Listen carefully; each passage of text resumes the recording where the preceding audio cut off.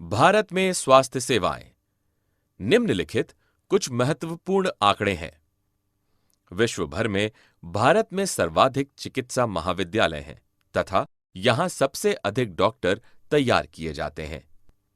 पिछले वर्षों में स्वास्थ्य सेवाओं की सुविधा में बहुत वृद्धि हुई है।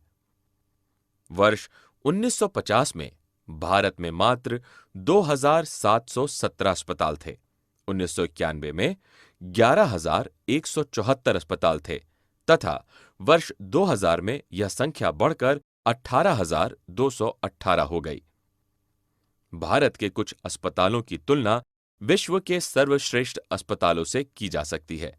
इलाज कराने हेतु विदेशों से बहुत बड़ी संख्या में चिकित्सा पर्यटक इन अस्पतालों में आते हैं। भारत विश्व का दवाइयां निर्मित करने वाला चौथा बड़ा देश है तथा यहां से भारी मात्रा में दवाइयों का निर्यात होता है। यद्यपि स्वास्थ्य देखभाल प्रणाली में कई समस्याएं भी हैं।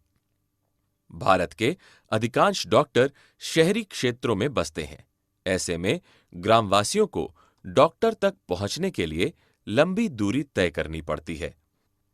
मरीजों को आमतौर पर सरकारी अस्पतालों में लंबी कतारों में इंतजार करना पड़ता है।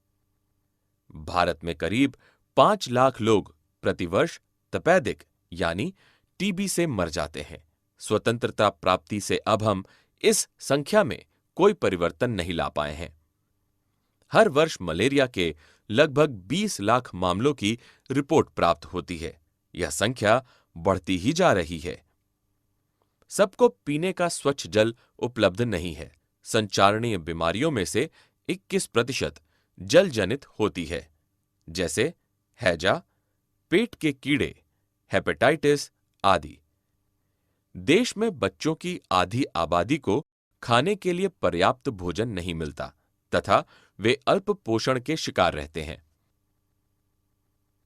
इस प्रकार देश को सार्वजनिक स्वास्थ्य सेवा के संचालन का पर्याप्त अनुभव तथा ज्ञान है। यह सरकार द्वारा संचालित अस्पतालों एवं स्वास्थ्य केंद्रों की एक प्रणाली है। इसमें कई सैकड़ों गांवों में बिखरी हुई आबादी के एक बड़े हिस्से के स्वास्थ्य की देखभाल करने की क्षमता है। इसके अतिरिक्त चिकित्सा विज्ञान बहुत विकसित हुआ है, जिससे कई नई प्रौद्योगिकियां एवं उपचार प्रक्रियाएं उपलब्ध हैं। भारत में धन, ज्ञान, सुविधाएं एवं अनुभव वाले लोग हैं, फिर भी सभी के लिए आवश्यक स्वास्थ्य सेवा सुनिश्चित नहीं हो पा रही है। इस प्रकार स्वास्थ्य सेवा के क्षेत्र में महत्वपूर्ण मुद्दे बने हुए हैं।